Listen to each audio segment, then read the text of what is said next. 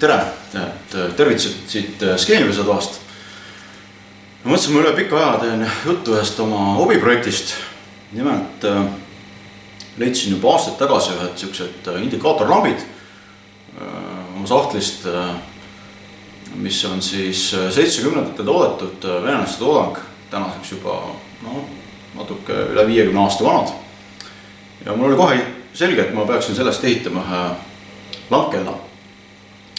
Aga kuna ma varem juba ühe lampkella olin ehitanud, trükkpaat edeleb mul siin kuskil, siis ma teadsin, et üheks tõsiseks probleemiks saab selle lampkella korpus. Kuna ma eelmisel lampkellal ei viitsinud korpust teha, sest tavaliselt siis kuidagi see motivatsioon langeb ja see skeem juba töötab, et siis kuidagi selle korpuse tegemine hirmus piin.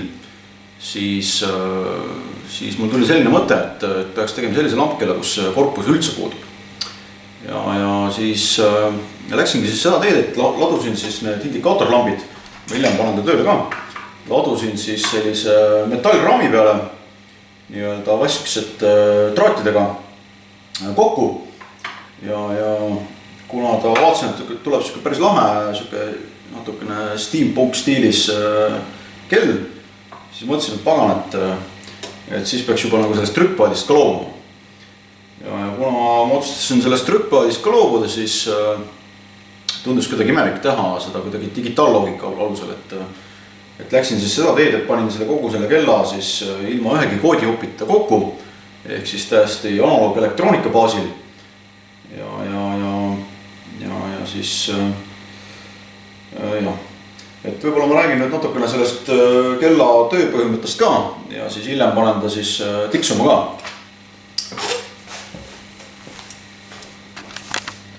Nagu ma korra ütlesin, siis kogu see kell sai tehtud siis analoog elektroonika abil. Mul on siin ülikoolis üks noor kolleeg siin äsja siia ülikooli tulnud, hispaanlane. Ja kui ma talle nagu natukene proovisin seletada, et mismoodi see kell töötab, siis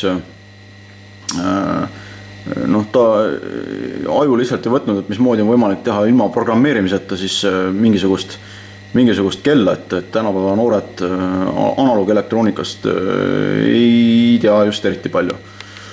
Aga ülesehitus sellel lampkellal on tegelikult suhteliselt lihtne, et mul on siin üks trafo, mis teeb siis 230 voldist teeb 115, siin on siis üks alaldi kivi, peale mida on siis üks kondensaator, mis tõstab siis selle 115 voldi juba siin 163 peale umbes.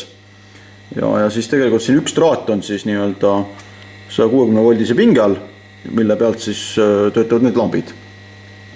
Ja üleval on siin siis teine trafo, mis on tegelikult päris hea, ta on siis selline trafo, mis teeb juba 230 5 volti ja ta on tegelikult juba alaldi ka sisse ehitatud. Nii et sealt tuleb otse pluss-miinus 5 volti välja. Ja kõige tähtsam element selle kellal muidugi on siis kvarts.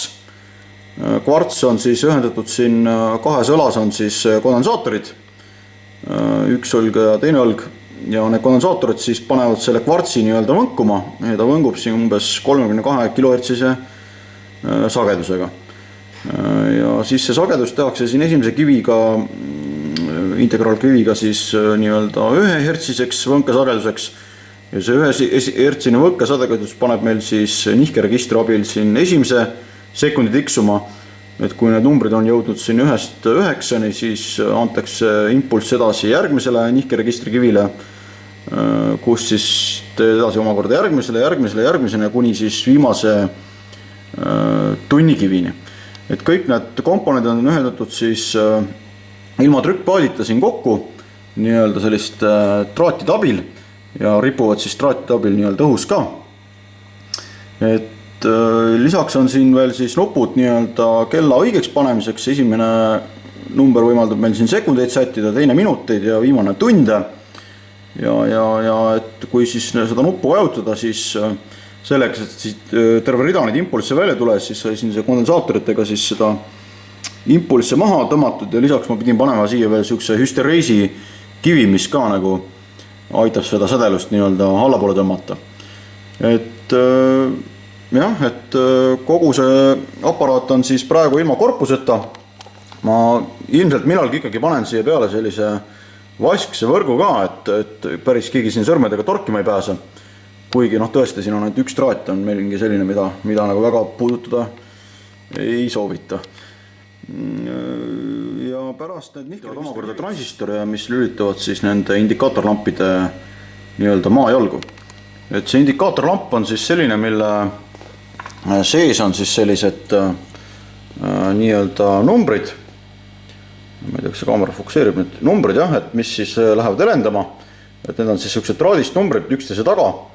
Niimoodi, et kui see kell tiksub, siis on näha, kuidas nagu see numbri helendav asukoht siis nagu selle indikaatorlampi sees muutub.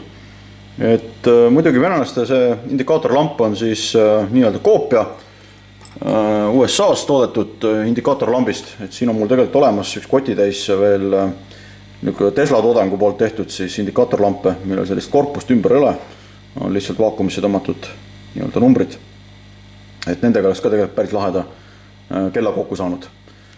Aga nüüd võib-olla näitan korra e-sport ka. Kuna laua peal oli nii palju sodi, siis ma tõstin ta nüüd natukene siia kõrgemale. Ühe sellise vana kõlari otsa. Et nüüd on võib-olla natukene paremini näha.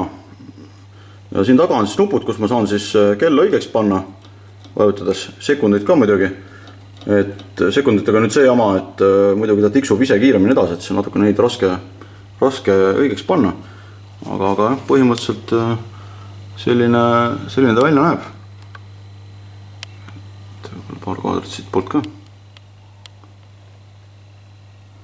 Panen korra tule kustu, et siis näeb, kuidas ta pimedas ka helendab.